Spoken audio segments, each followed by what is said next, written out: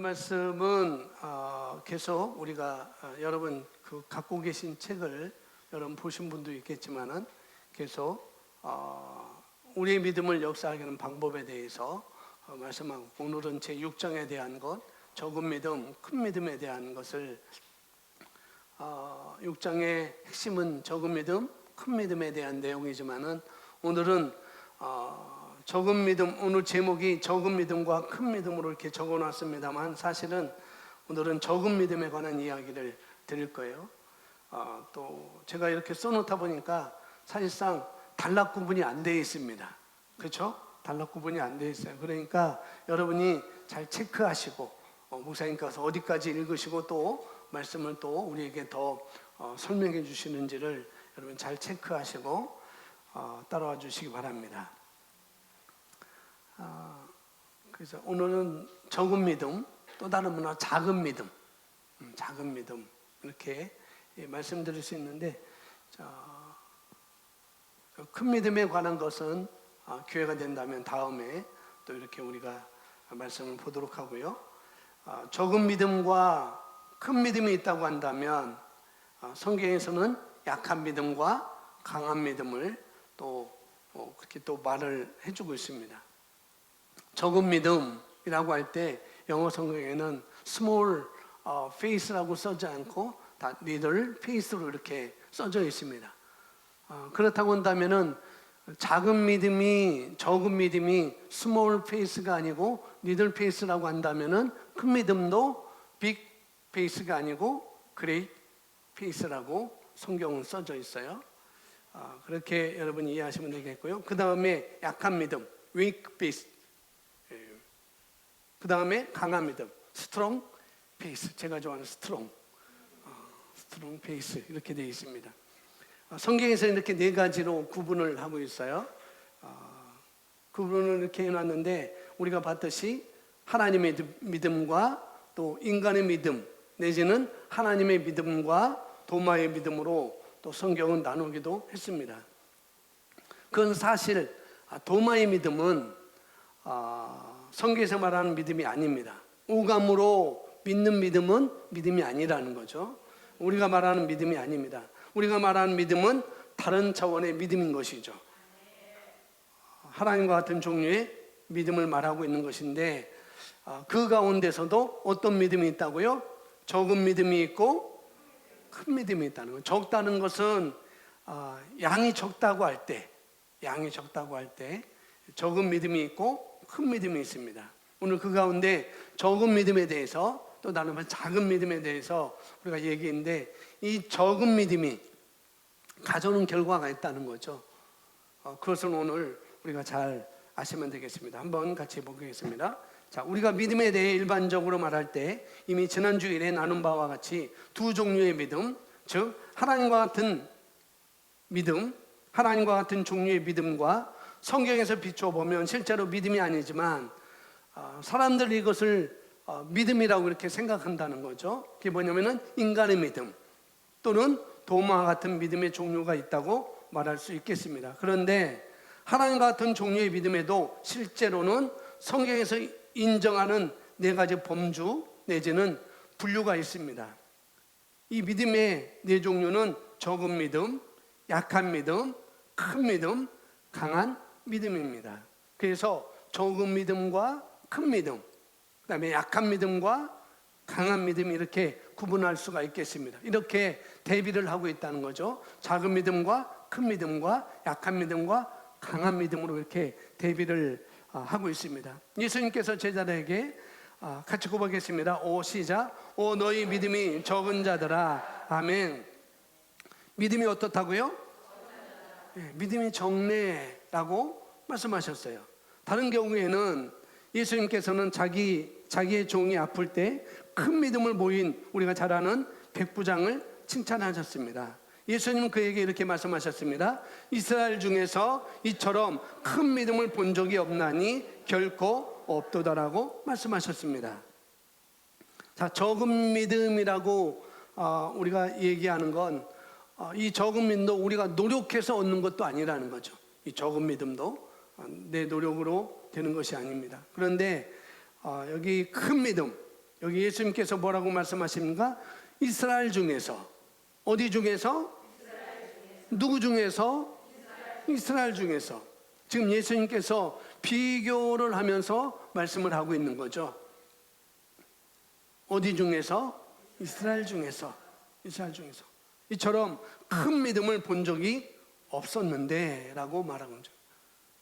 이스라엘 중에서도 이렇게 큰 믿음을 본 적이 없었는데 이스라엘 중에 없는 믿음이 이 로마 백부장에게 있네, 이방인에게 이런 믿음이 있었네 라고 예수님이 말씀을 하고 있죠. 그래서 백부장을 예수님이 칭찬하셔요. 큰 믿음에 대해서 칭찬합니다. 우리가 가지고 있는 성경은 이만한 믿음을 보지 못했다라고 말하고 있죠. 그것이 그레이트 믿음으로 말씀을 하고 있습니다. 백부장이 보여준 믿음, 큰 믿음으로서 우리가 정말 이 백부장의 믿음은 우리에게 큰 교훈을 주고 또 우리에게 모델로 제시를 우리에게 해주고 있습니다. 그래서 여기 보니까 우리가 거듭났다면 하나님과 같은 종류의 믿음을 이미 가지고 있음을 기억하십시오. 저와 여러분이 뭘 가지고 있다고요? 하나님과 같은 믿음을 우리가 가지고 있는 것입니다. 어떤 종류의 믿음이에요? 하나님과 같은 종류의 믿음. 그래서 우리가 믿음이라고 얘기할 때 그 믿음은 사람들이 말하는 난 널 믿어, 난 널 믿어, 이런 정도의, 이런 수준의 믿음이 아니라는 거죠. 어떤 믿음이라고요? 하나님과 같은 종류의 믿음. 다른 말로 하면은 하나님께서 행하시는 그와 같은 종류의, 그와 같은 수준의 믿음을 말하고 있는 것입니다. 그걸 우리는 이미 뭐하고 있다? 가지고 있다는 거예요. 아멘. 그래서 로마서 12장 3절에서 바울은 다음과 같이 선언합니다. 같이 고백합니다. 시작.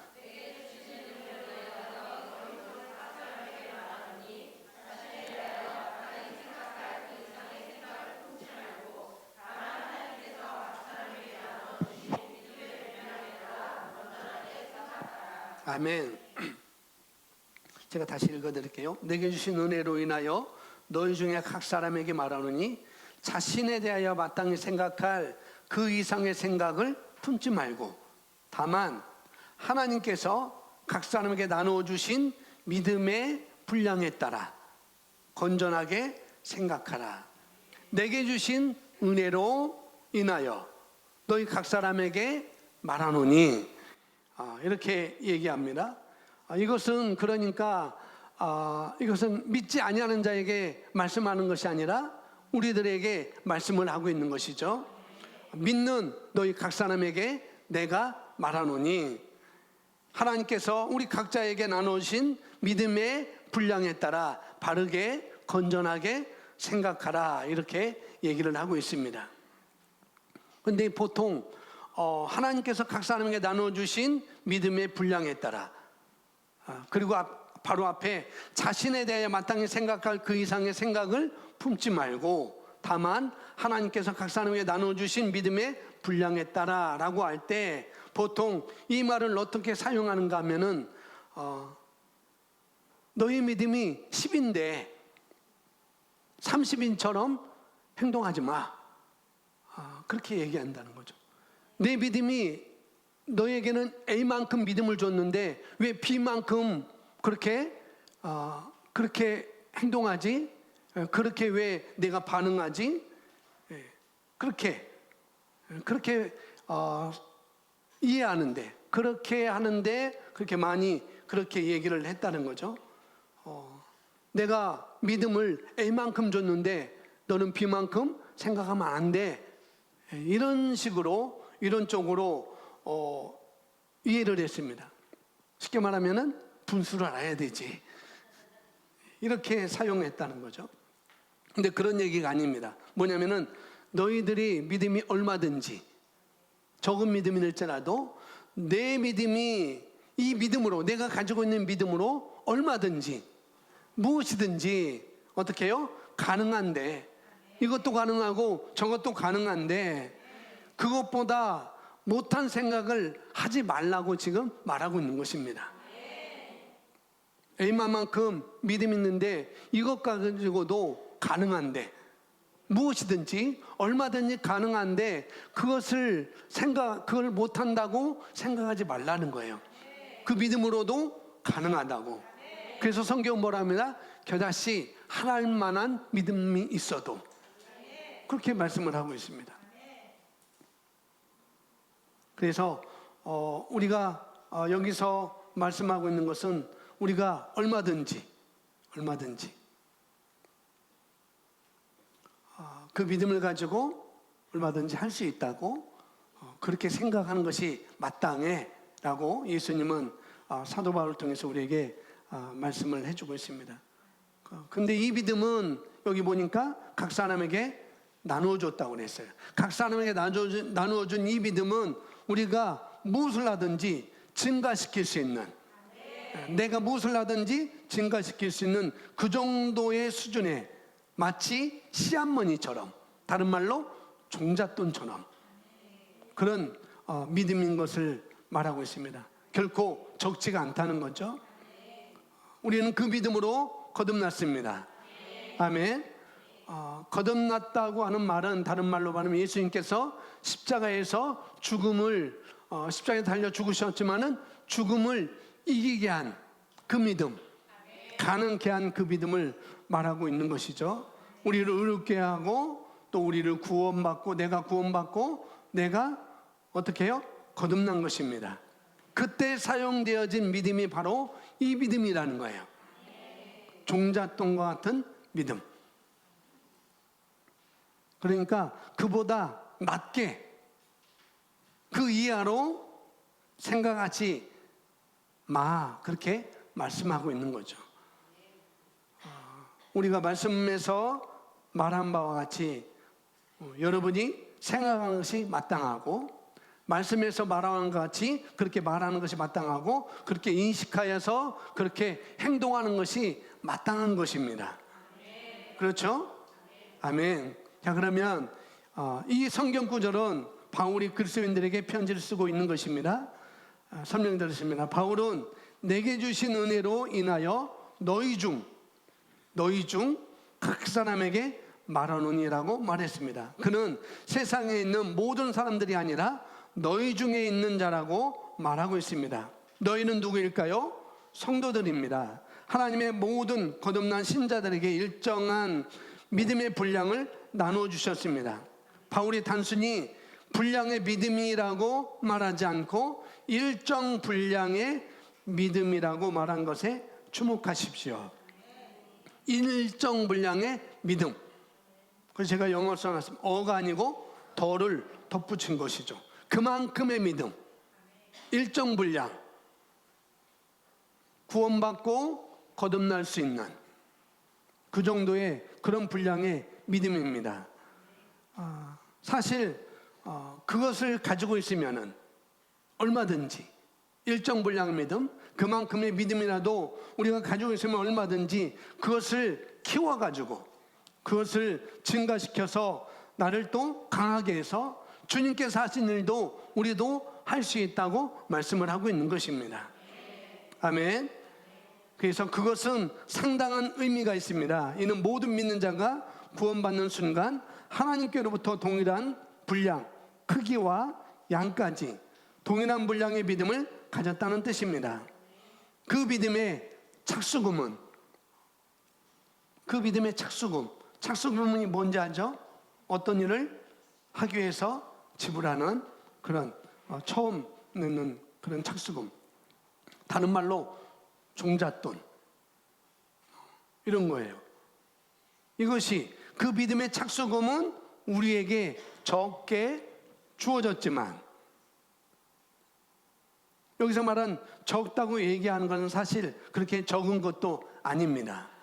아멘. 왜? 우리가 거듭날 수 있는, 우리가 의롭게 될 수 있는, 우리가 하나님의 생명을 가질 수 있는, 내가 하나님의 자녀가 될 수 있는 그런 믿음이니까요. 아멘. 그 믿음을. 자, 이어서 보시면 하나님은 그것을 뭐 하기를요? 키우기를 기대하십니다. 하나님께서 주신 믿음의 분량을 증가시키는 것은 저와 여러분의 책임입니다. 그리고 우리가 이 믿음의 분량을 증가시키는 길은, 이 믿음의 분량을 뭐하는 길? 증가시키는 길. 지금 적은, 아주 작은 자본금이라고 한다면은, 자본금이 아주 작아요. 그럼 어떻게 하면 돼요? 자산을 키우면 되겠죠. 그렇죠? 그렇습니다. 큰 자산으로 키우면 되는 거예요. 어떤 연락에서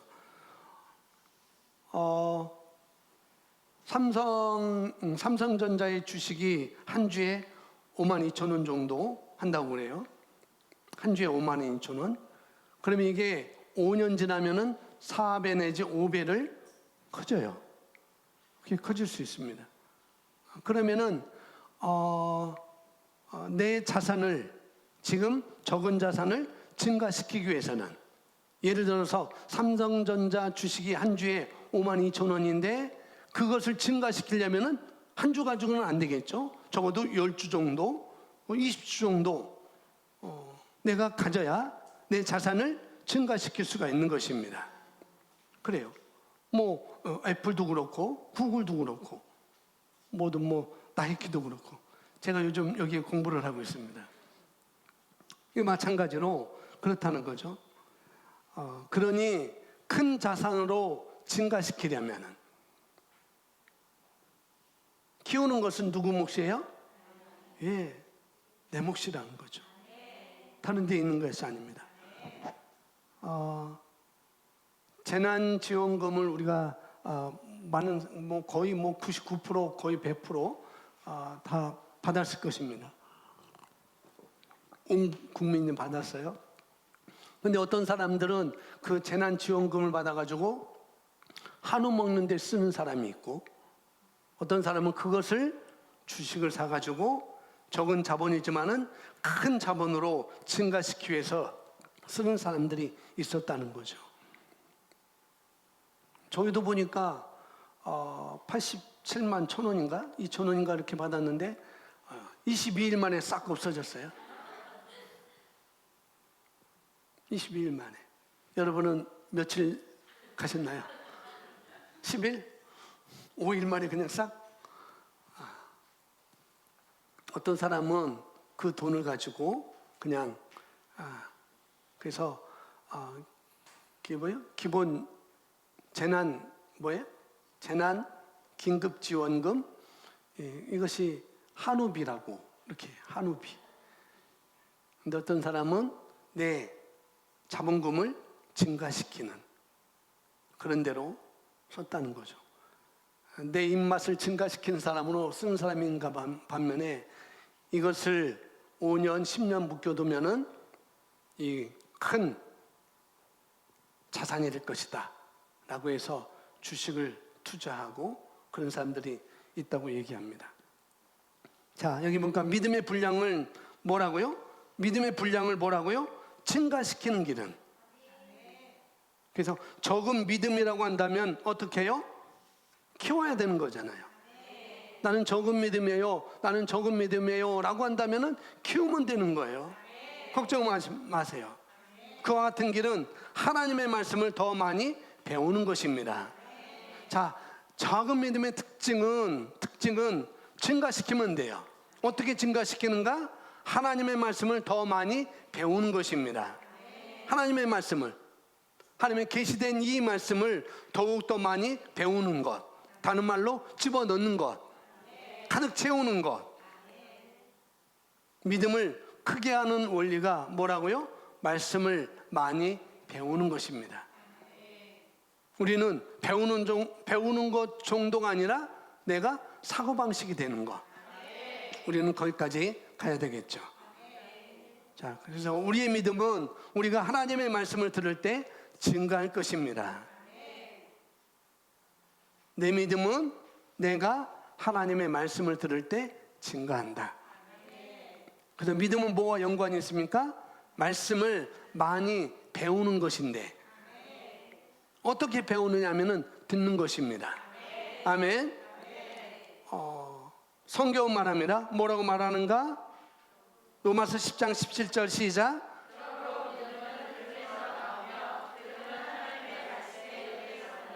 예, 내 믿음을 증가시키기 위해서는 그 길이 있는데 필요한 것이 뭐냐면은 말씀을 듣는 거예요.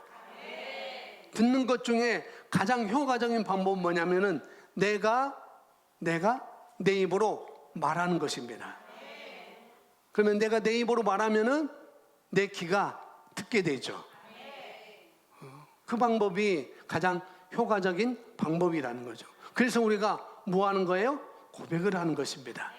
새로운 피조물의 고백 기도집을 통해서 내가 누구이고 내가 어떤 일을 할 수 있고 무엇을 가지고 있는지 내가 늘 고백하는 것. 내가 그렇게 고백하면은 내 귀에 들려지니까 그러면은 내 믿음이 증가되는 것입니다. 내 믿음이 키워지는 것이죠. 아멘. 그래서 그러므로 믿음은 들음에서 나오며 들음은 하나님의 말씀에 의해서입니다. 하나님의 말씀을 더 많이 들을수록 우리는 더 많은 믿음을 갖게 될 것입니다. 그리고 영안으로 하나님의 말씀을 덜 받아들일수록 우리는 삶의 도전들에 직면할 때 믿음을 덜 표현하게 될 것입니다.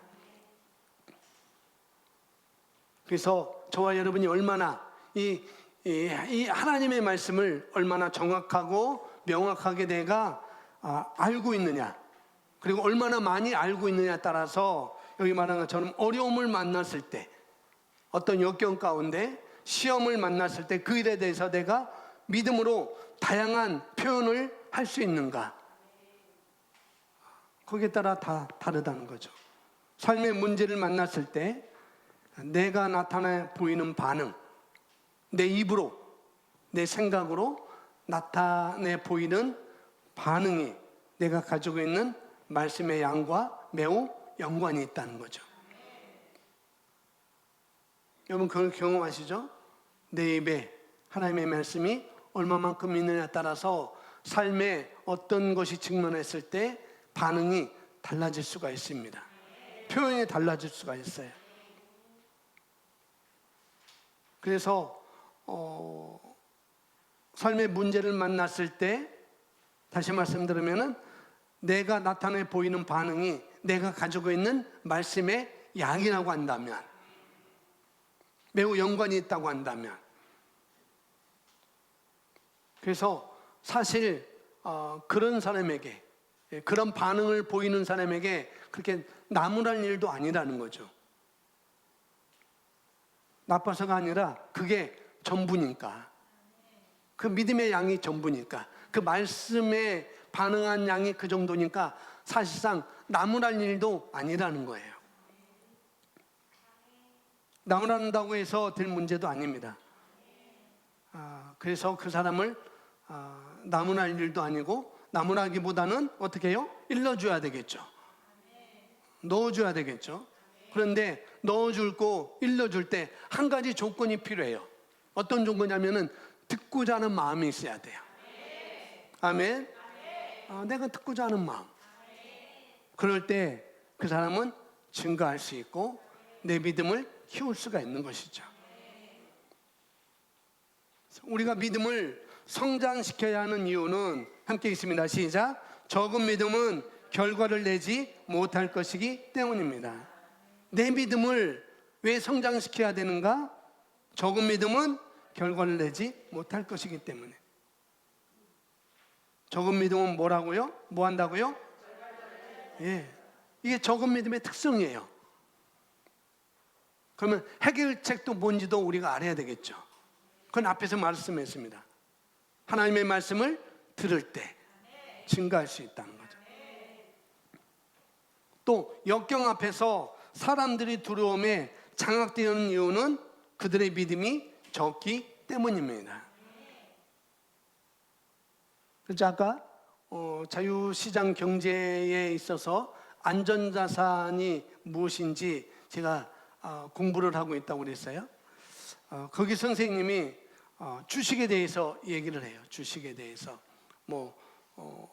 부동산은 이미 이제 우리 한국 부동산은 이미 끝난 것이고 이제는 주식에 대해서 이렇게 얘기를 하고, 그런데 주식은 항상 위험하다고 얘기를 합니다. 그리고 주식은 항상 출렁출렁한대요. 뭐 한다고요? 출렁출렁. 그 출렁출렁이 뭐냐면은 여기서 말하는 출렁출렁이 뭐냐면 공포와 탐욕이라고 합니다. 앞에 있는 출렁은 공포, 뒤에 있는 출렁은 탐욕. 또 바꿔서 앞에 있는 출렁은 탐욕이 될 수 있고 뒤에 있는 출렁은 공포가 될 수 있다는 거죠. 뭔 말인가 하면은 주식의 그래프가 주가가 폭등하면은 출렁한다는 거예요.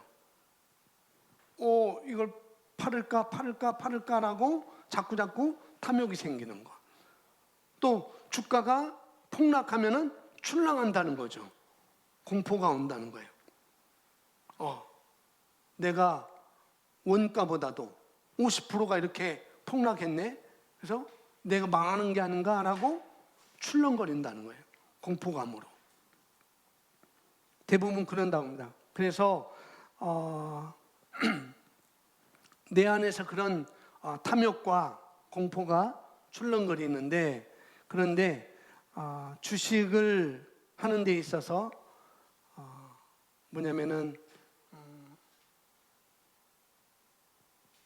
대부분 주식을 하는 사람들이 이런 출렁출렁 때문에 망한다는 거예요. 공포감 때문에 망하고, 또 폭등할 때 떼돈 좀 벌어보자 하고 다 팔아버리니까 그 탐욕 때문에 망하고, 그러면서 이분이 그럽니다. 주식을 보지 말고 주가를 보지 말고 기업을 바라봐라.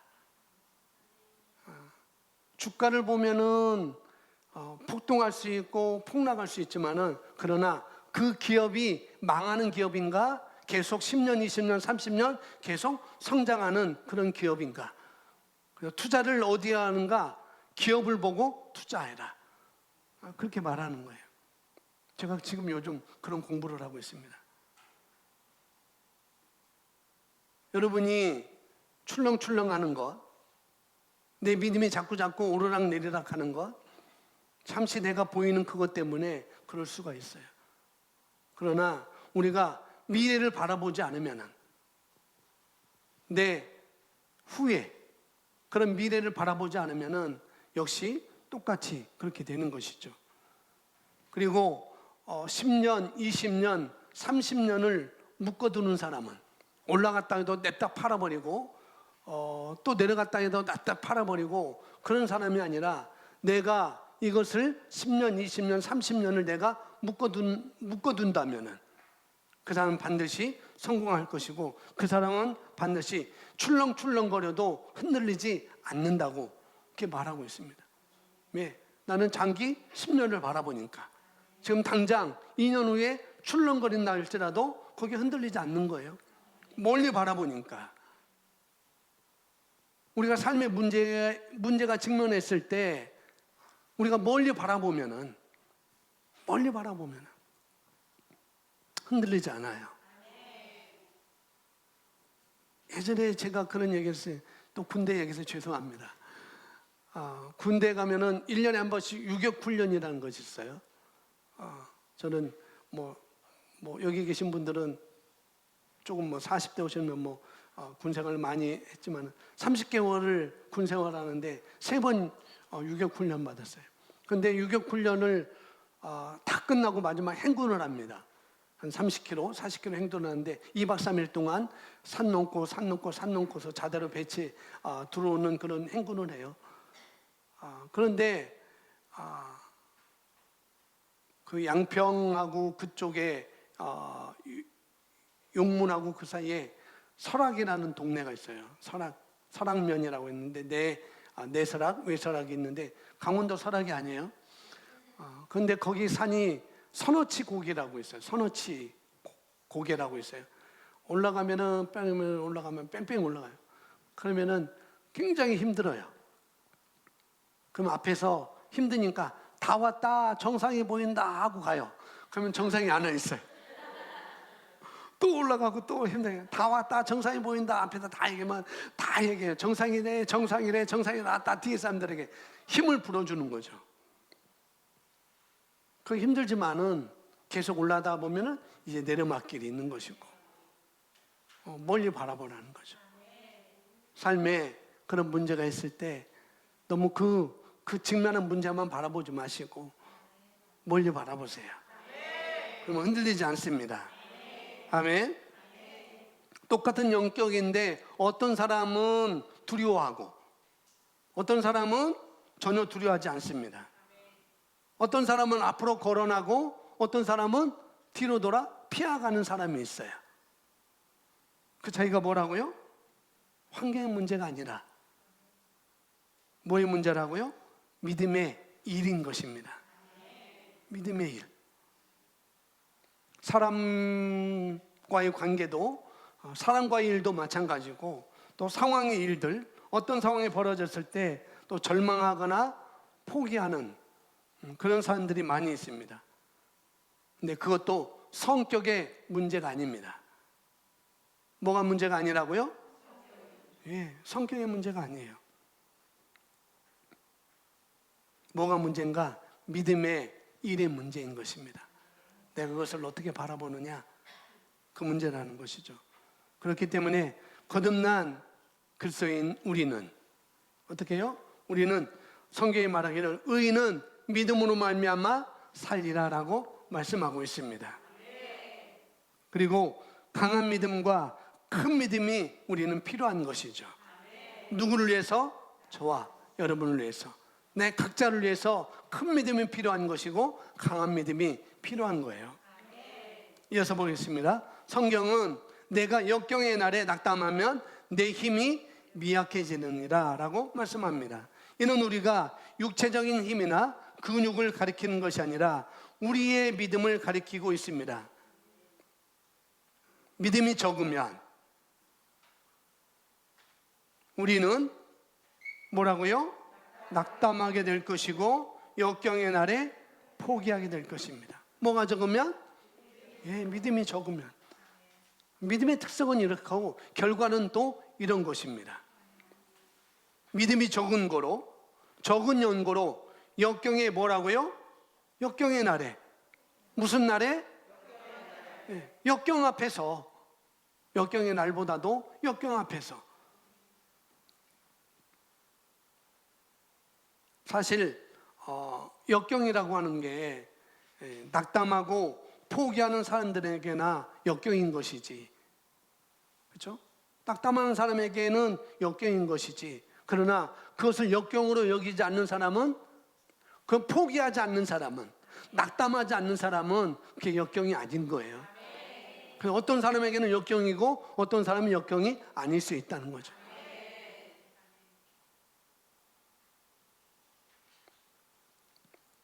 다시 한번 읽겠습니다. 믿음이 적으면 우리는 낙담하게 될 것이고 역경의 날에 포기하게 될 것입니다.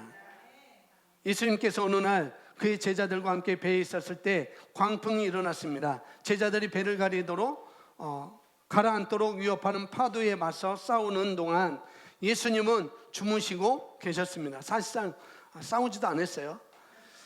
할 수 있는 모든 일을 다 시도했지만 폭풍이 악화되어 가자 그들은 예수님께 몰려와서 그분을 흔들어 깨우며 고백합니다. 주여 우리를 구하여 주옵소서, 우리가 죽게 되었나이다 라고 소리쳤습니다.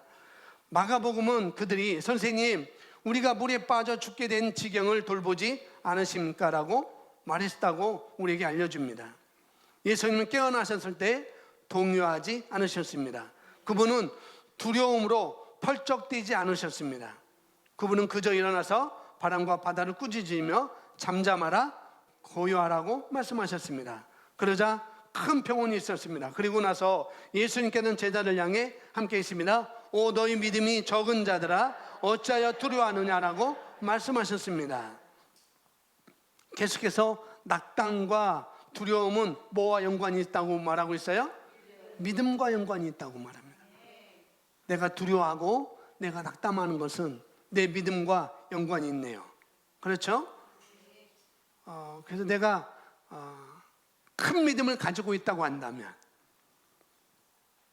그것이 어떤 역경이 내게 온다 할지라도, 역경이 내 옆에 있다 할지라도 두려워하거나 낙담할 수 없거나 낙담되지 않겠다는 거예요.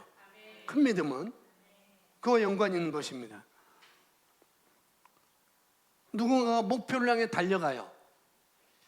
그 목표가 어떤 것이든지 어떤 목표를 위해서 달려갑니다. 그런데 포기하는 이유가 뭘까요? 좌절하는 이유가 뭘까요? 끝까지 그것을 내가 가져오거나 성취하거나 자기 것을 만들지 못한 이유가 뭘까요? 두려움 때문에. 네. 재능 때문에도 아닙니다.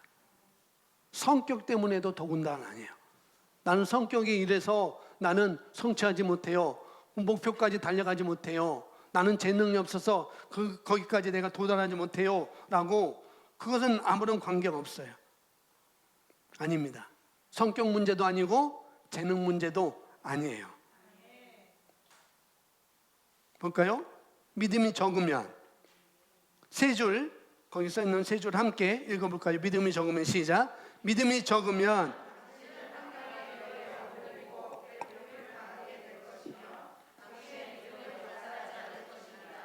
믿음과 두려움은 함께 가지 않습니다. 두려움은 믿음을 방해하고 믿음은 두려움을 분쇄합니다. 어떤 그리스도인들이 하나님의 말씀을 의심하는 까닭은 믿음이 적기 때문입니다. 예. 사도 바울은 갈라디아 교회에 편지를 보내면서 이런 말을 해요. 너희가 참 어리석도다. 너희가 참 어리석구나. 갈라디아 교회 교인들한테 말하는 거예요. 너희가 참 어리석어 성령으로 시작해놓고서는 왜 육체로 마치려고 하니? 라고 갈라디아 3장에서 말합니다.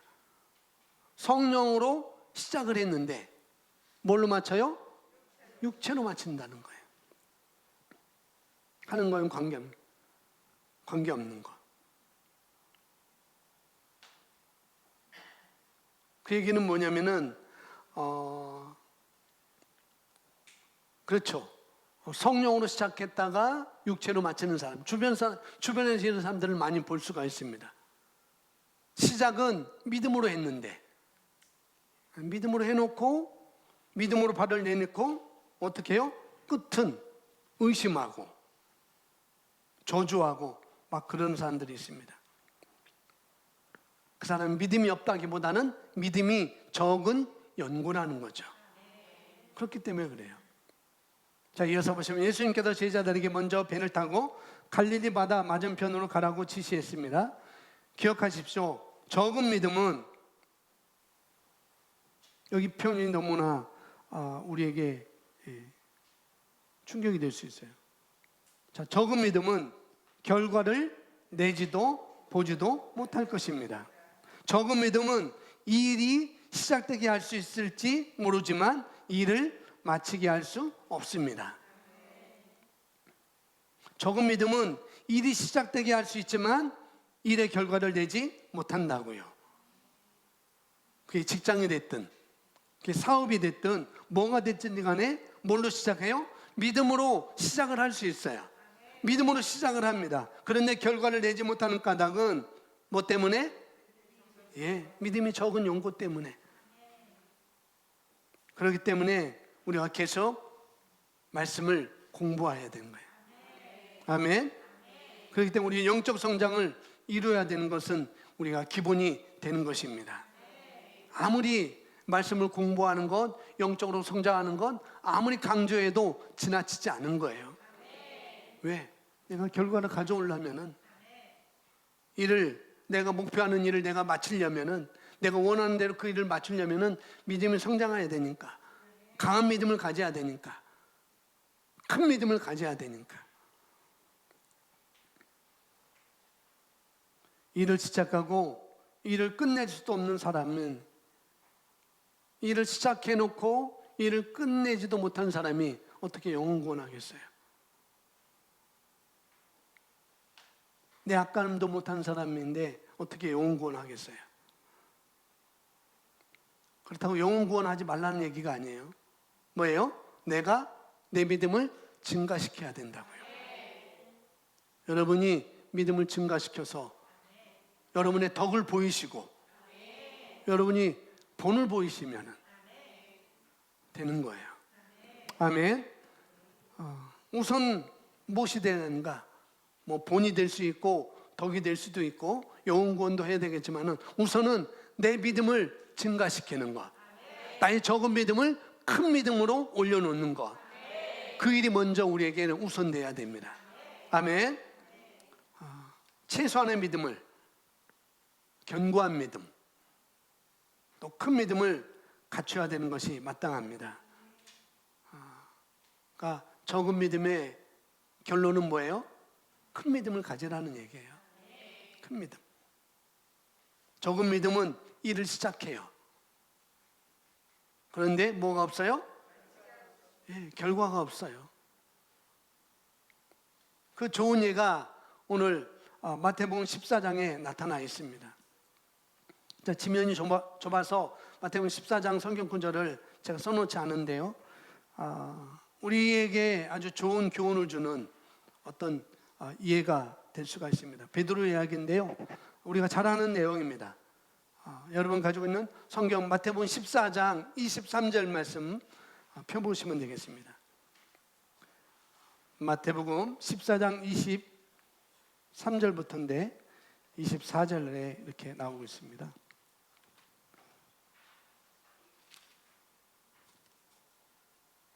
마태복음 14장입니다. 14장 24절.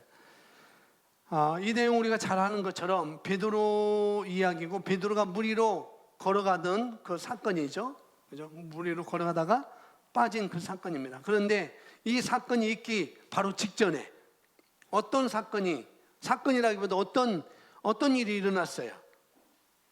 직전에 어떤 일이 하면 오병이어의 기적이 일어났어요.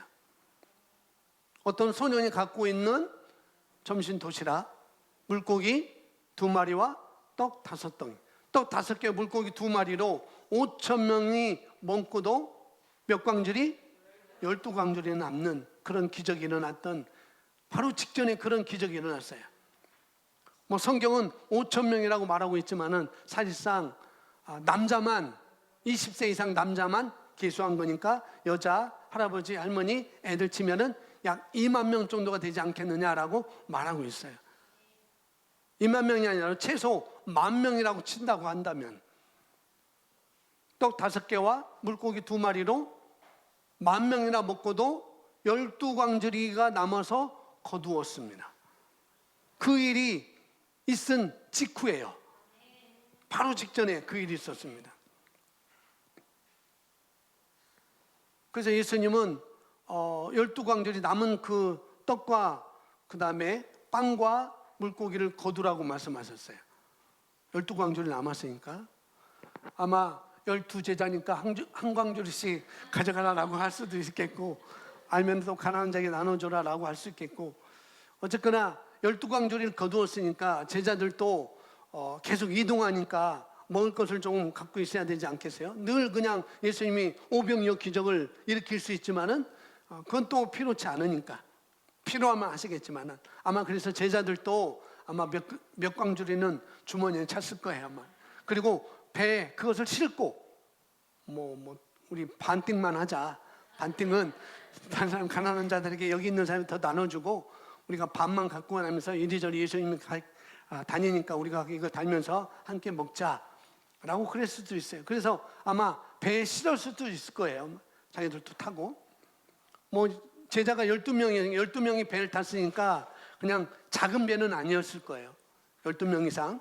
인원 초과하면 걸리니까 벌금 내야 되니까 예수님도 생각이 있으니까 보통 15명 15인용 배, 그 정도는 예수님께서 아시고 그 배를 타고 건너왔겠죠. 짐도 싣고 그래야 되니까. 그걸 타고 짐을 싣고 그걸 타가지고 지금 바다로, 갈릴리 호수로 바다로 나간 상태였어요. 거기서 벌어진 일입니다. 거기서 한번 보세요. 24절 제가 읽어가면서 설명드리겠습니다. 24절에 보면 배가 이미 육지에서 술이나 떠나서 바람이 거스림으로, 맞바람이 치니까 파도가 배를 때리게 되는 거죠. 물결로 말미암아 고난을 당하더라. 25절 밤 사경에, 우리나라 말하면 새벽 4시경입니다. 4시 5시경에 예수께서 바다 위로 걸어서 제자들에게 오시니 충격이죠. 방금 전에 이 일이 직전에 10,000명이나 넘는 그 사람들에게 빵 5개와 물고기 2마리로 10,000명이나 먹고도 12광절이 거두었으니까 얼마나 충격이겠어요? 그것도 예수님이 물 위로 걸어오니까 얼마나 충격이겠습니까?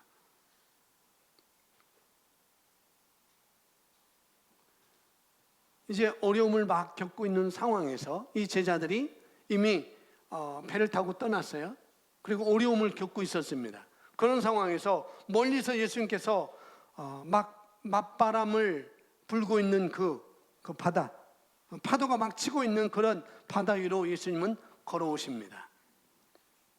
26절에 제자들이 그가 바다 위로 걸어오심을 보고 놀라 뭐라고 그랬어요? 유령이다. 누군가가 바다 위로 걸어온 걸 보고 한 번도 못 봤거든요. 그러니까 제자들이 뭐라고요? 동일하게 유령이다, 유령이야 라고 소리쳤어요. 하며 무서워하며 소리 지르는 27절에 예수께서 즉시 이르시되 안심하라, 나니 두려워하지 말라. 무서워하는 그들에게, 무서워하는 사랑하는 제자들에게 그들을 안심시키기 위해서 지체 없이 뭐라고 말씀하세요? 나야 나 안심해, 두려워하지 마 라고 말씀합니다. 어떤 분이요? 예수님. 방금 전에 빵 5개와 물고기 2마리로 10,000명이 넘는 사람을 먹이시고 그것도 또 남기신 그분이 지금 물 위로 지금 걸어오면서 야, 유령이 아니야, 나 귀신이 아니야, 나야, 너 선생이야, 나 예수야 라고 이렇게 말씀해 주고 있는 거잖아요. 그렇게 얘기를 해주셨어요. 그리고 28절에 그렇게 얘기를 할 때 28절에 보니까 베드로가 대답하여 이르되 주여 만일 주님이시거든 나를 명하사 물 위로 오라 하소서 하니. 28절 한번 같이 읽을까요? 시작.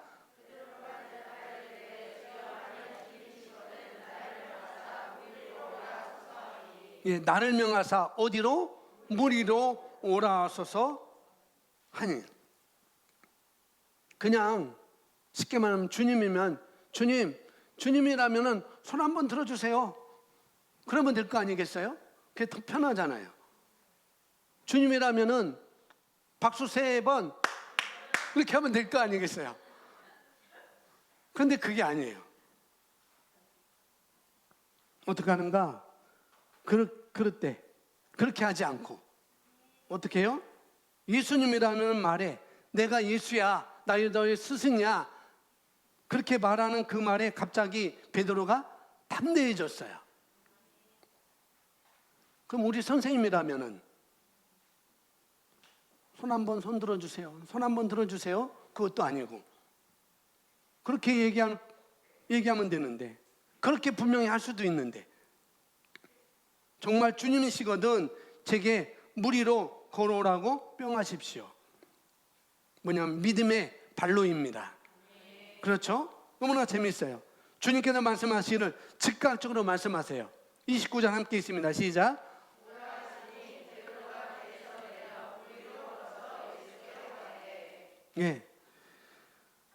오라 하시니 베드로가 배에서 내려 물 위로 걸어서 예수께로 가되. 베드로가 누군지 아세요? 베드로는 전공이 뭐였었어요? 어부였어요. 전문 어부였습니다. 뱃사공이었어요.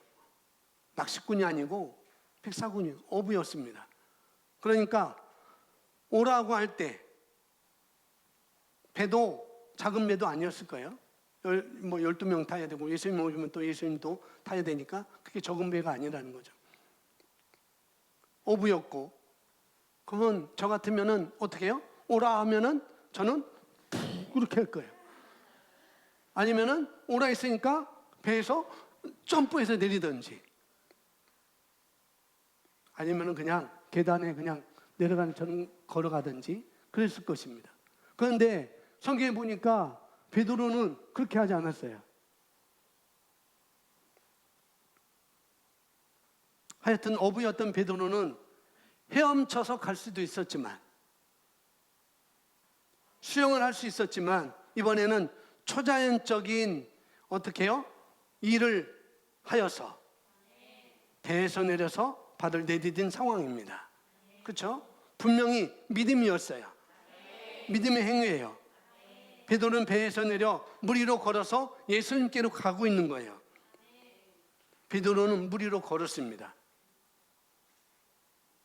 자기의 믿음을 작용하고 있었던 것이죠. 이어서 30절을 여러분 주목하시면 합니다. 30절에 바람을 보고, 누가요? 베드로가 바람을 보고 무서워 빠져가는지라 소리질러 이르되 주여 나를 구원하소서 하니. 자, 베드로는 잘 가다가 맞바람을 보고 두려워했습니다. 물결이 사나워지는 것을 보고 두려워했어요. 뭐 했다고요? 두려워한 이유가 뭐예요? 봤어요. 뭔가를 봤습니다. 환경이 급변하는 것을 보고, 지금 상황이 급변하는 것을 보고, 우리도 상황이 급변할 수도 있죠. 또 안 된다는 소리를 우리가 들을 수도 있어요. 그 소리를 듣고, 보거나 듣고, 일하다가 몸이 아프다는 그런 증상을 내가 또 느끼고, 봤네요? 들었네요? 느끼기도 하네요? 어떻게 해요? 무서워하니. 그것 때문에 무서워. 급변하는 상황 때문에 그걸 보고 무서워하고, 들려오는 그 소리 때문에 내가 그 소리를 듣고 무서워하고, 또 낙담하고 두려워하니. 다른 말로 또 딴 생각이 드니. 어떻게 되기 시작합니까? 가라앉기 시작하는지라. 결과를 가져오지 못했습니다. 적은 믿음은 아까 뭐랬어요? 결과를 가져오지 못하고 일을 마칠 수 없다고 말씀입니다. 끝을 베드로가 못 봤네요. 그죠? 빠져가는지라 소리질러 이르되 주여 나를 구원하소서 하니. 30절에 예수께서 즉시 손을 내밀어 그를 붙잡으시며 이르되, 같이 고백합니다. 믿음이 작은 자여 왜 의심하였느냐 하시고. 아멘. 베드로가 물에 빠진 결과가 무엇입니까? 예, 여기서는 의심했다고 그랬어요. 의심. 상황이 지금 급변했습니다. 윤 집사님이 뭔가를 떠들었어요. 근데 여러분은 말씀에 집중하지 않고 거기에 집중했습니다. 왜 그럴까요? 왜 그래야만 될까요?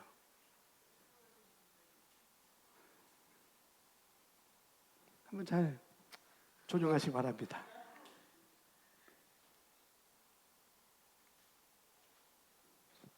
뭐 때문에 의심했어요?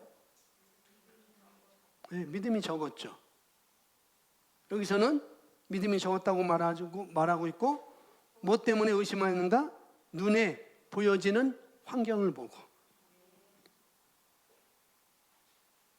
그래서 두려워하고 낙심하게 되고, 그래서 가라앉는다고요.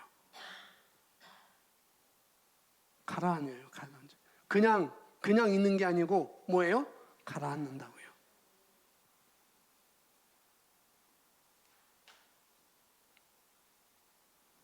믿음 있는 사람은 그게 별게 아닌데, 큰 믿음, 강한 믿음을 가진 사람은 그게 별게 아닌데, 뭐 제 눈에도 그게 별게 아닌데 어떻게 해요? 어떤 사람은 그게 별거예요. 나에게는 별거 아닌데 그 사람에게는 별거예요. 그래서 낙심하고 두려워합니다.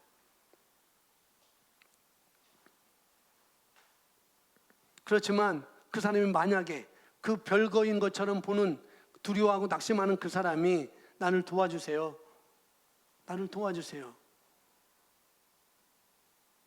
내가 이 상황을 내가 지금 벗어나고 싶어요. 내가 이겨내고 싶어요. 내가 뚫고 나가고 싶어요. 라고 한다면 어떻게 해요? 예수님께서 하신 것처럼 손을 내밀어 잡아줄 수 있습니다. 그리고 그 방향이 아니고 이 방향으로 내가 틀어서 가야 됩니다 라고 말해줄 수 있어요. 내가 입을 벌려서 살려주세요 라고 말하고 한다면, 그렇게 말할 수 있다고 한다면, 근데 그렇게 말하지 않고 그냥 그렇게 말할 수 없다고 한다면, 난 살려주세요, 내가 살고 싶어요 라고 말할 수 없다고 한다면, 그럼 어떻게 해요? 그냥 놔둘 수밖에 없는 거예요. 그냥 사실은 가라앉고 있는 것인데, 가라앉고 있는 베드로가 뭐라고 말합니까? 뭐라고 해요? 주여 나를 구해주세요. 주님 나를 구해주세요. 이렇게 말하는 것은 믿음인 거예요. 아멘. 근데 이렇게 말하는 사람이 그렇게 많지가 않아요. 빠져가는데도 나를 도와주세요. 내가 도움받고 싶어요. 나를 좀 도와주세요. 라고 손을 내미는 사람이 이렇게 많지가 않다고요.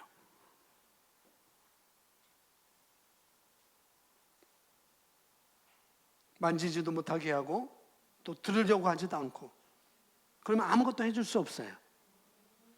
아무것도 아닌데 사실은. 오늘 본문 말씀은 베드로가 경험한 이 적은 믿음이 주는 교훈입니다. 뭐라고요? 시작은 할 수 있지만 뭐가 없다? 결과가 없다. 왜 결과가 없는지 아시겠죠? 왜 가다가 흔들리는지 아시겠죠? 예. 환경이 급변한 게 아닙니다. 물론 환경이 급변해도 늘 환경은 급변할 거예요, 분명히. 앞으로도.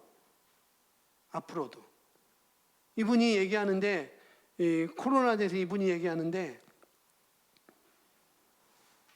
완치가 없대요.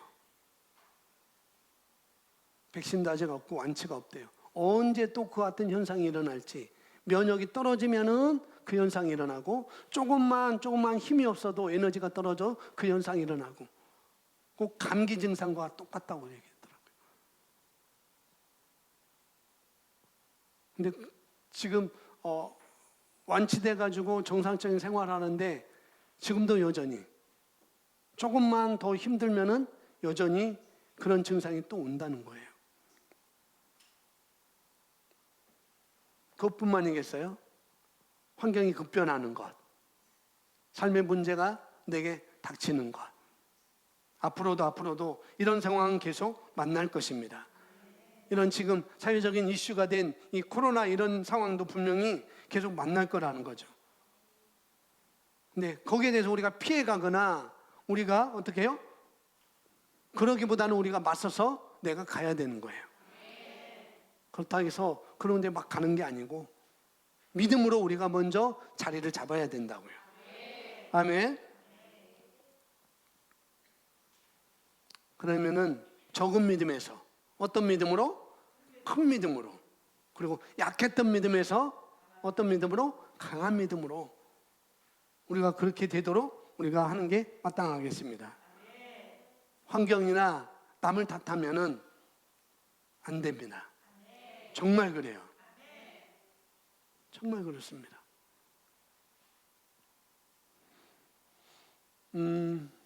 제가 조금 허리는 그대로인데 배가 조금 나왔어요. 근데 이 배를 어떡하나? 뱃살을 없애는 다이어트 약을 먹어야 되나? 지금 그 테니스장도 지금 공공시설은 문 열지도 못해서 매고 땀 흘리고 10분 동안 갔는데 문이 다 닫혀 있어요. 연장됐다고 얘기를 안 해줘가지고 갔는데도 테니스도 못해서 이 뱃살이 아직 출렁출렁하거든요. 그런데 어젠가 엊그저께인가 군사님이 떡을 가져왔어요. 4층에 떡을 가져왔어요. 맛있는 떡을 가져왔는데 그 떡을 보는 순간 어떻게 해요? 내 뱃살이 나왔는데 군사님이 떡을 갖고 왔네. 그렇게 생각하는 거예요. 권사님이 떡을 안 갖고 왔으면 내 뱃살이 들어갈 텐데 그게 아니라는 거죠. 갖고 왔어도 내가 안 먹으면 되는 거예요. 그죠? 가져오셨어도 뭐 떡을 가져왔던 뭐 고기를 가져왔던 뭐 맛있는 국을 해왔던 뭐 조림을 해왔던 내 상태가 내가 이것을 유지하기 위해서 빼기 위해서 그런 마음을 먹고 있다고 한다면 가져온 게 문제가 아니라고요. 내가 그것을 처리해야 되는 거죠. 내가 안 먹으면 되는 거예요. 근데 어제는 저는 다 먹었어요. 한 덩이만 놔두고. 그렇다는 거죠. 무슨 얘기인가 하면은 환경이나 남을 탓하면은 안 된다고요. 아시겠죠? 그건 제가 계속 말씀드리는 거예요. 누구 탓하면 안 돼요. 정말 그렇습니다. 자, 보겠습니다. 그래서 권사님 탓한 게 아니에요. 그냥 그런 생각해봤다고요. 오늘 설교에 왔으려고. 자, 기억하십시오. 적은 믿음은 결과를 내지도 못하고 보지도 못할 것입니다. 적은 믿음은 일을 시작하게 할 수 있지만, 할 수 있을지는 모르지만 일을 마치게는 할 수 없습니다. 적은 믿음은 베드로를 배에서 내려 물 위로 서게 했습니다. 적은 믿음은 심지어 베드로를 물 위를 걷게 시작하기도 했습니다. 하지만 바람이 사나워졌을 때 그 믿음이 베드로를 지탱해 줄 수 없었습니다. 삶의 맞바람과 역경들이 우리 얼굴에 불기 시작할 때 우리의 믿음이 적다면 우리의 힘은 떨어질 것입니다. 적은 믿음은 매우 적게 성취합니다. 믿음이 적으면 우리는 두려움에 의해 위협을 받을 수 있습니다. 우리는 항상 역경을 두려워하고 미래를 확신할 수 없을 것입니다. 뭐 할 때요? 믿음이 적을 때. 내 믿음이 적을 때 늘 도전이 올 것입니다. 아니, 믿음이 크든 적든 도전은 늘 오죠. 파도는 늘 일게 되어 있어요. 출렁출렁은 늘 하게 되어 있습니다. 그럴 때 믿음이 적다면 여기서 말하는 것처럼 뭐예요? 도전이 오지만은 미래에 대해서 확신이 없으면, 그러니까 할 수 있는 것이 아무것도 없죠. 믿음이 적으면. 또 우리가 어설프게 확신을 갖고 있으면 또 결과를 내가 가져오지도 못합니다. 끝을 보지 못할 것입니다. 이것이 베드로에게 일어났던 일입니다. 사납게 부는 바람을 보자 두려움과 의심이 그의 심령을 장악했습니다. 예수님은 베드로가 가라앉기 시작한 이유를 의심에 돌렸습니다. 물에 빠지는 베드로를 구원하신 후에 예수님께 그에게 오 너의 믿음이 적은 자야 어찌하여 의심하였느냐라고 말씀하셨습니다. 의심과 두려움은 적은 믿음의 결과입니다. 어찌하여 의심하였느냐. 다른 말로 하면 베드로가 의심하지 않았다고 한다면 어떻게 해요? 그는 물 위로 걸어서 예수님께 갔을 거예요. 또 예수님과 함께 손잡고 뭐 어깨동무는 할 수 없으니까 예수님께 손잡고 함께 물 위로 으쌰으쌰 첨벙첨벙하고 걸어서 배로 돌아왔을 것입니다. 그랬을 거예요. 의심과 두려움은 적은 믿음의 결과입니다. 우리의 믿음이 적다면 그에 대한 책임이 무엇이며 그에 대해 우리는 무엇을 할 수 있을까요? 적은 믿음은 충분하지 못한 정보의 결과입니다. 자, 하나님의 말씀에 대한 충분한 정보가 있다면 내가 누구이고 내가 무엇을 가지고 있고 무엇을 할 수 있는지에 대한 충분한 정보가 내게 있다고 한다면 우리는 믿음을 행할 수 있습니다. 분명히. 또 흔들리지도 않을 거예요. 아멘. 역경을 만났을 때 두려워하거나 의심하거나 낙심하지 않습니다. 낙심되지 않는다고 하는 게 더 정확한 표현일 거예요. 낙심하지 않는 게 낙심이 안 되는 거죠. 왜냐하면 그럼에도 불구하고 나에게는 이렇게 할 수 있으니까, 그렇게 할 수 있으니까 그럼에도 불구하고 나는 그게 문제가 되지 않으니까. 별거 아닌 것처럼 내가 보니까 그런 것이죠. 호세아서 4장 6절은 말합니다. 같이 고백합니다. 내 백성이 지식이 부족함으로 멸망하는도다. 하나님은 자신의 백성에 대해 이렇게 말씀하셨습니다. 그러나 우리가 하나님의 말씀을 더 많이 듣는다면 우리는 더 많은 지식을 갖게 되며 말씀 안에서 믿음이 우리에게 옵니다. 그리고 우리가 하나님의 말씀을 적게 들으면 들을수록 우리는 더 적은 믿음을 갖게 됩니다. 아멘. 말씀에 있는 믿음이 우리에게 오는 것입니다. 말씀에는 믿음이 있습니다. 그 믿음이 저와 여러분에게 오는 것이죠. 아까 봤듯이 믿음은 들음에서 나온다. 이렇게 말하고 있어요. 성경에서 믿음이 어떻게 생긴다고 말하는가? 말씀을 들을 때 생깁니다. 아멘. 그러니 말씀을 내가 사모하는 마음으로 집중해서 날카롭게 들으면은, 그렇게 들으면 들을수록 우리의 삶은 더 평강 가운데, 더 안식 가운데 우리가 기능할 수 있을 것입니다. 그렇게 되는 것이 마땅하고요. 아멘. 자, 우리 시간 기도하겠습니다. 자, 우리 모든 거듭난 그리스도에게는 일정 분량의 믿음이 주어졌습니다. 이미 그 믿음이 있어요. 그렇지만은 그 적은 믿음은 일을 시작할 수 있지만은 결과를 가져올 수가 없다는 거죠. 그리고 끝이 흐려져요. 그의 결혼에 이를 수도 있을 것이고, 그것이 사람의 관계에 이를 수도 있을 것이고, 또 직장의 일도 있을 것이고, 사업의 일도 있을 것입니다. 그런데 우리가 건강을 위해서 시작했던 운동이 될 수도 있겠고요. 이 모든 것이 다 작은 믿음으로, 적은 믿음으로 시작하는 것이죠. 그런데 하다가 포기하는 게 문제가, 하다가 내가 포기하는 게 문제인 것이죠. 작은 믿음은 하다가 포기하게 만들어요. 결과를 가져오고 싶다고 한다면 우리가 큰 믿음을 갖는 것입니다. 아멘. 내가 큰 믿음으로 가야 되는 거예요. 그것은 하나님의 말씀을 더 많이 집어넣는 일로 시작합니다. 아멘. 여러분 그렇게 하실 수 있으시죠? 아멘.